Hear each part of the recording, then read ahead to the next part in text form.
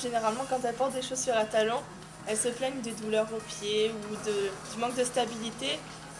Donc on voulait un talon qui se changeait assez facilement, qui soit confortable, esthétique et qui supporte le poids de l'utilisatrice et qui supporte l'usure aussi de l'utilisation.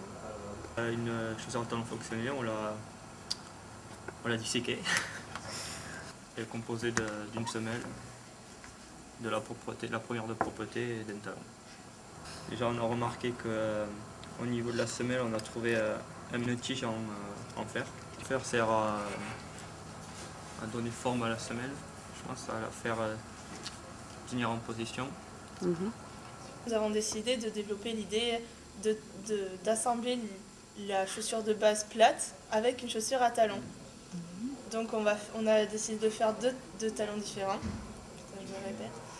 Donc un talon de 4 cm, donc le talon de base qui servira lorsqu'on est à plat, et un autre talon qui fera 3 cm, donc ce qui fait un talon de 7 cm au final, qui est tout à fait raisonnable. Moi je vais réaliser la partie semelle. Pour la partie semelle, on a fait le plateau avant, la semelle flexible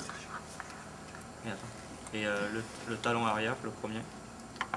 Le plateau avant il fait un élastomère, il fait un évidement de matière dedans pour alléger la pièce, mais j'ai rajouté des renforts après pour solidifier, pour que les contraintes soient, qu'on puisse accepter les contraintes.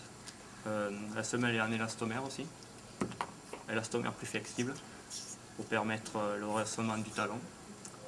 Et puis le talon arrière qui est fait en plastique, en polyamide, et pour le rendre plus dur.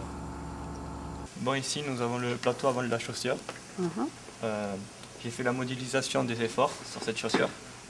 Cette chaussure est modélisée pour un effort de 540 newtons pour une personne de 80 kg parce qu'il y a 70% des efforts qui se retrouveront sur le plateau avant. On peut remarquer que sur le plateau, il n'y a pas de forte contrainte. Il y a juste une petite contrainte ici, mais elle n'est pas suffisante pour avoir des déformations sur la partie avant du plateau. Donc nous pouvons dire que cette partie est acceptable dans la conception de la chaussure parce qu'elle supportera le poids de la personne. Donc pour la partie système et pour rétracter le talon, donc on a fait un système de genouillère qui, grâce à ce bouton sur le côté, on va pouvoir lever le talon.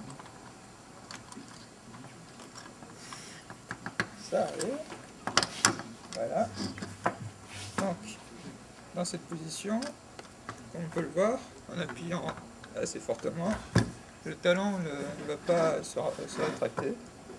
Donc en fait, à l'intérieur, on a fait en sorte que la genouillère va se bloquer de façon à ce que ça fasse un appui. Et après, donc ici on a le pivot des deux talons qui permet d'avoir une liaison pivot. Et lorsque le talon est déployé, on a donc une forme de la semelle qui va être confortable pour le pied et qui va limiter les dommages causés au pied.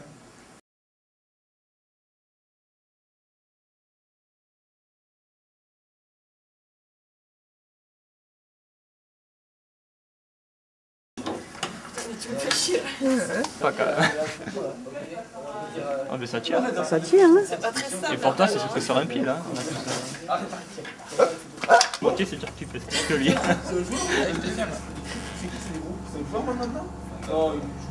C'est entre toi à peu près.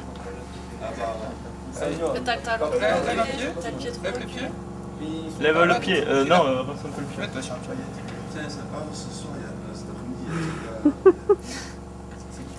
Impeccable. Alors c'est stable ou pas? C'est stable, ouais, si, ça va. C'est un talon compensé, donc forcément ça allait plus. Ouais, sauf qu'il n'y a pas de retenue en haut, donc c'est un peu moins stable, mais sinon ça va. 7-6 Ça me fait un pied de géant maintenant. J'en dirais que je suis obèse des pieds. Regardez, on dirait les chaussons à talons. C'est horrible. Ah oui, mais... Surtout vu de là. Allez, vas-y.